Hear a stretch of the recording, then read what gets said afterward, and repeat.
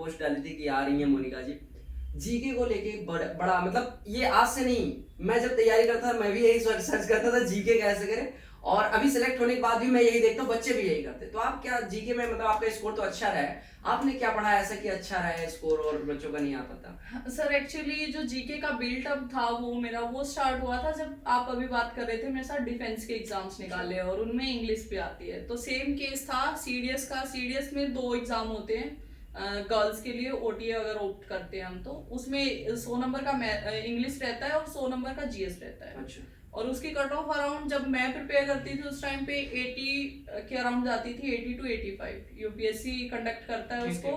तो जीएस काफी अच्छे लेवल का आता है उसके अंदर।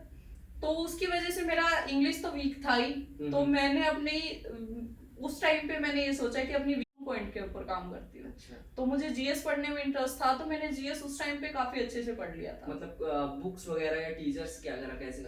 बुक्स तो सर वैसे तो एक सब्जेक्ट मैंने, 1 या 2 सब्जेक्ट्स को मैंने यूट्यूब से पढ़ा था। अच्छा। बाकी मैंने लूसेंट को ही काला पीला किया है सर। अच्छा, मतलब देखो दो चीजें यहाँ से निकल के आई।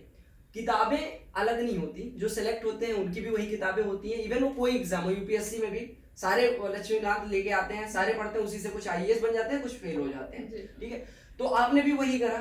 आपने क्या ऐसा अलग किया जो वही किताबें पढ़ के आप सिलेक्ट हो गए और बहुत सारे बच्चे फेल होते रहते हैं बार बार? सर मैंने अलग क्या किया, अगर मैं सच बताऊं तो मैंने अलग ये किया है कि मैंने उस किताब को अराउंड 40 टाइम्स तो पढ़ लिया होगा। लूसेंट को? जी सर। मतलब वही चीज है, फिर हर कोई बताता भी है लेकिन बच्चे पता नहीं क्यों मिसकॉन्सेप्शन होता है कि एक किताब को टीना दाबी मैम ने बताया था कि एक किताब को 20 बार पढ़ना चाहिए। मतलब बहुत लोग भी बताते रहते हैं कि एक किताब को 20 बार पढ़ना इज फार बेटर देन कि आप 20 किताबों को एक बार पढ़ें। तो ये चीज आपको सभी को ध्यान देना है कि जो लोग मतलब अपकमिंग एग्जाम्स की तैयारी करेंगे, किसी भी एग्जाम की, आप जो भी किताब रखें, जैसे आपने लूसेंट पे, अभी मैं मार्केट में देख रहा हूँ लूसेंट का क्रेज कम कर रहे हैं, कहते हैं लूसेंट से नहीं आता।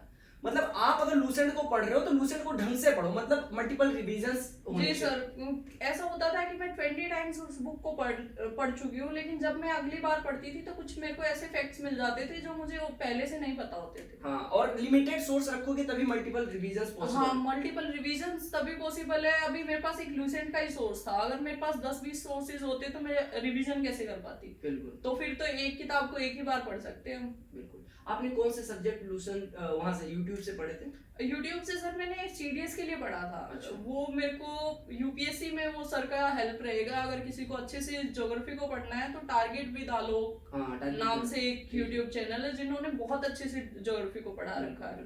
तो मैंने वो चैप्टर उनसे पढ़ा था, उन्होंने ही थोड़ा सा पॉलिटी को भी पढ़ाया था। तो मैंने वहां से थोड़ा सा पॉलिटी पढ़ा था, बाकी पॉलिटी मैंने 12th में पढ़ा हुआ है। एक्चुअली मेरे जो गांव का स्कूल था उसमें नॉन मेडिकल नहीं था। अच्छा। और मेरे को पता था कि मुझे बीएससी मैथ्स ऑनर्स ऑप्ट करना है आगे, तो मेरा काम चल सकता था अगर मैं बीएस आर्ट्स विद मैथ लेती तो 12th में, तो मुझे गांव से मूव नहीं होना पड़ता कि मुझे कहीं और जाके नहीं पढ़ना था। तो इसलिए मैंने ऑप्ट किया आर्ट विद मैथ्स। तो उस टाइम पे मेरा पॉलिटिकल सब्जेक्ट रहा है 11th और 12th में, तो वहां से भी मेरा पॉलिटिकल सब्जेक्ट स्ट्रॉन्ग था। सबसे ज्यादा डाउट रहता है जीके, तो आपने बता ही दिया कि मतलब स्टैटिक कहाँ से गए। उनको लगता है ना कि करंट अफेयर हर बार भारत के बाहर से आ रहा है, मतलब कुछ अलग सा आ रहा है। तो करंट अफेयर के लिए आपने क्या करा? सर ऐसे है कि बाहर से तो अगर भारत के बाहर से आ रहा है तो वो भी तो अपन कवर कर रहे होते हैं। करंट अफेयर की तो चीजें वो चल ही रही होती है साथ साथ।